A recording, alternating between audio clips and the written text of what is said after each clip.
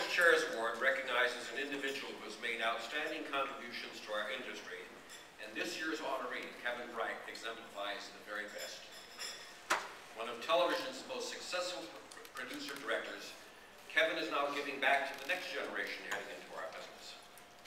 After graduating magna cum laude at Emerson College, Kevin went to work with Gil's brother Joe in New York, where he produced specials for David Copperfield, George Burns, Johnny Cash, and Dolly Parton, and others.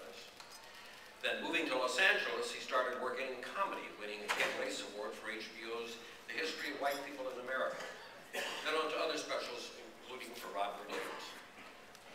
In 1989, he won an Emmy for the Fox comedy series In Living Color. That same year, Kevin met David Crane and Marta Kaufman and was executive producer on their HBO inventive adult film-themed sitcom Dream On, winning another Kid Lace Award.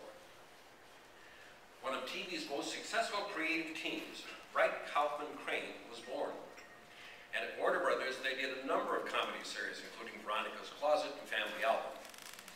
One of their development projects, called Insomnia Cafe, was further developed with a title change into Friends Like Us. Then again, as the series became a legend, Friends, premiering on NBC in 1994. With great writing, producing, directing, and a powerful cast, Friends ran for 10 seasons and 236 episodes, becoming one of the most popular comedy series of all times. Its iconic New York coffee house probably should be in the Smithsonian. In addition to producing, Kevin directed over 50 episodes of Friends, including each season's finale. Friends received 63 Emmy nominations over the years and won Best Comedy Series in 2002. In 2004, the team decided to end Friends on a high and turned out the lights in the coffee house, leaving all of TV comedy a little darker for it. In 2006, after 2 years of producing and directing Friends spin-off Joey, Kevin was inspired by his mentor, Emerson College professor Dan Lounsbury, and decided to return to his Boston alma mater as an artist in residence. At Emerson, he continues to share his passion for and experiences in television, teaching, producing, and directing. On top of all of this, Kevin volunteers at the Perkins School for the Blind, where he's developing a method of teaching film production to the visually impaired. So Kevin has really done it all and sets a great example for all of us. Kevin and his wife Claudia are parents of college seniors Justin and Zachary, and what a fine example he sets for them as well. It's my pleasure to present the 2011 Caucus Chairs Award to a most deserving colleague, Kevin S. Bright.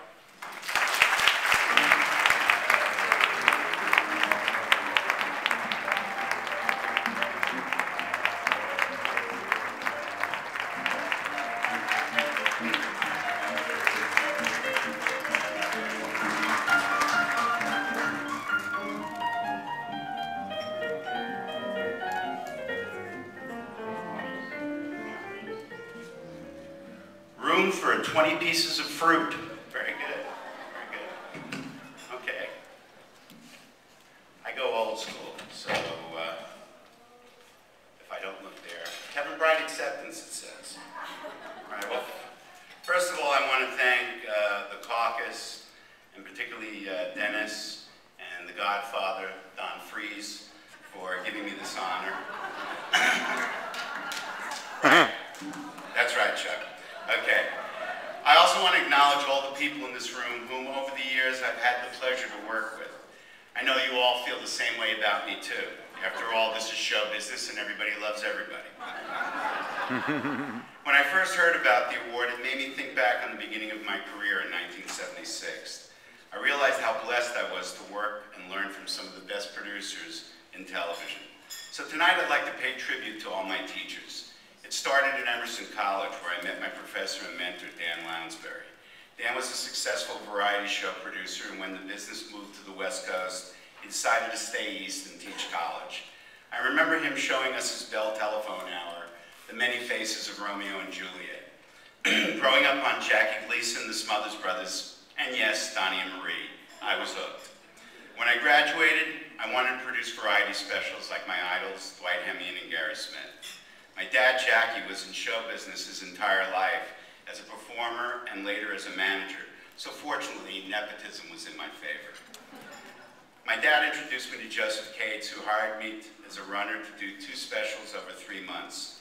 The first show was Miss Teenage America, which we shot in Tulsa, Oklahoma, at Oral Roberts University.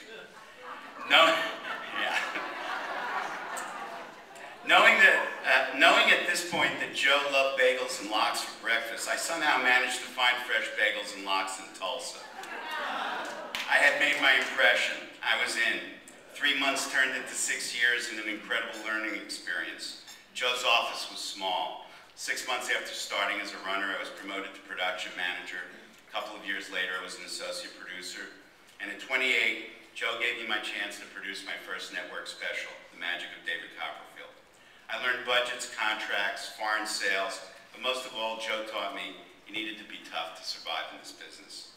In my later years with Joe, he partnered with his brother Gil and formed the Cates Brothers Company. Now, Joe and Gil are really about as yin and yang as brothers can be. If Joe was piss and vinegar, Gil was all sugar. He taught me that most of the time you can get a little bit more out of people with sugar than you can out of vinegar. Gil was also responsible for me joining the Caucus. He called me in my office at Friends and says, "Kevin, me lad." Yes, even in my mid-40s to Gil, I was Kevin, me lad. "Kevin, me lad, I'm calling to tell you that you're going to get a call from the Caucus of producers, writers, and directors. Now, don't ask any questions. Just tell them yes because it's a good thing and you should just do it." And I did. I miss Gil, Joe, and my dad.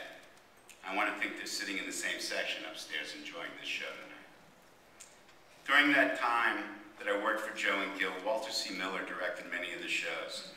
Walter was always generous, allowing me to be present in editing, and I learned so much by watching him. He also gave me my first job when I moved to Los Angeles in the 80s, producing George Burns' 90th birthday special, and in doing so, introduced me to a classic, Irving Fine. Now, as a producer, Irving taught me how to, shall we say, be thrifty. The concept of the special was for George to sit in an opera box with 6 beautiful dates. Feeling this would be wasted money, Irving appealed to George in a production meeting. "Now, George, what do we need 6 girls for? Why don't we just use 4? It'll look more even, it'll be better." And George didn't take a bit. He looked at it and said, "Well, Irving, I'll tell you, 4 girls, the audience might think I could fuck them all in one night. 6, it'll really make them wonder." Even Irving was no match for George Burns. After